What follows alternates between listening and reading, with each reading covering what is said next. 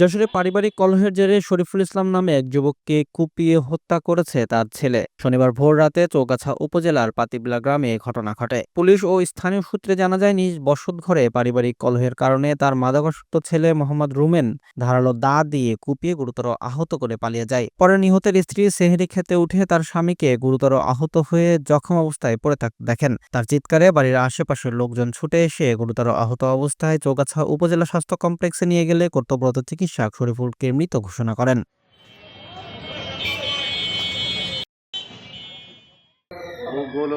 যাই হইলো মিটে মিটে গিয়েছে, খাওয়া দাওয়া করছে, মাঠে কাজ মাছও করছে, বুঝেছেন। তরমুজ লাগালে 2-3 বিঘে লাগানোর পরে গতকালকে সেরিও খাওয়ার সময় ঘুমন্ত অবস্থায় কুপিয়েছে। তো এখন তো কোন কারণে কুপিয়েছে বুঝেছেন, এখন কি আগের সেই রাগারাগি ওই রাগের কারণে কুপালে কি কোন কায়দায় কুপালে ভাই আমরা কিছুই বলতে পারবো না।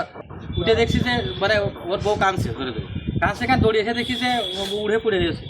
উড়ে পড়ে রয়েছে, জিজ্ঞাসা করলাম কী হলো, তাই দেখি যে ওই সেই ভাইপোটা বেরিয়ে চলে যাচ্ছে। তো ও দৌড় মেরেছে, ঘুমন্ত অবস্থায় কেটেছে, মানে 4-5টা কোপ দিয়ে জায়গায় জায়গায় মারা যায়নি, হাসপাতালে নিয়ে আসছে, মারা গেছে। এ বিষয়ে চৌগাছা থানার ভারপ্রাপ্ত কর্মকর্তা আনোয়ার হোসেন জানিয়েছেন, ভোর রাতে মাদকাসক্ত ছেলের হাতে পিতার হত্যার ঘটনা জানা গেছে। বিষয়টি তদন্ত করা হচ্ছে।